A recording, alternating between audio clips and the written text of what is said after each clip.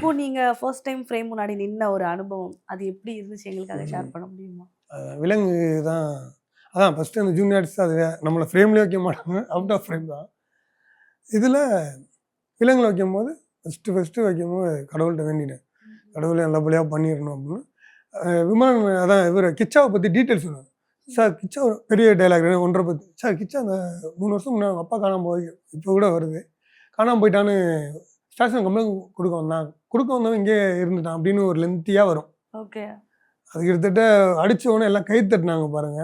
ஐயோ, அதை ப்ரிப்பேர் 2 நாளாக பண்ணிகிட்டு இருக்கேன். 2 நாளா ஆமாம், அவங்க சொல்கிறேன் இதாண்டா அவன் டைலாக் நாளைக்கு நீ பேசணுன்னா எனக்குலாம் கை காலெலாம் விரைச்சி ஒரு மாதிரியே வேர்த்துருச்சு. ஒரு 4 டைலாக் கொடுத்தாவே என்ன பண்ண போகிறேன்னு தெரியல, இவ்வளோ போய் டைலாக் கொடுத்துட்டானுங்களேன்னு. கடவுள்கிட்ட சாய்பாபா பக்தர், 2 சிவன் பக்தர். எனக்கு 2 விஷயம்தான், சாமி மேலே போட்டுருவேன் எது நடந்தாலும், நீ தானே ஏற்று கடவுள் மேலே போட்டு பண்ணிடுறான்னா விமலன் அப்படியே இதை வச்சு இப்படியே யூஸ் பண்ணி இப்படியே சொல்லுவார். சொல்லுங்கள் அப்படின்னு. சார் இந்த மாதிரி சார் அப்படியே டீட்டெயிலாக சொல்லிடுவேன். எல்லாம் கைத்தான். என் ஃப்ரெண்டு வந்து சூப்பராக நல்லா பண்ணனா, எனக்கே தெரில நான் பண்ணேனான்னு. அப்புறம் வந்து பார்த்தா கேமராமேன் நல்லா பண்ணீங்க.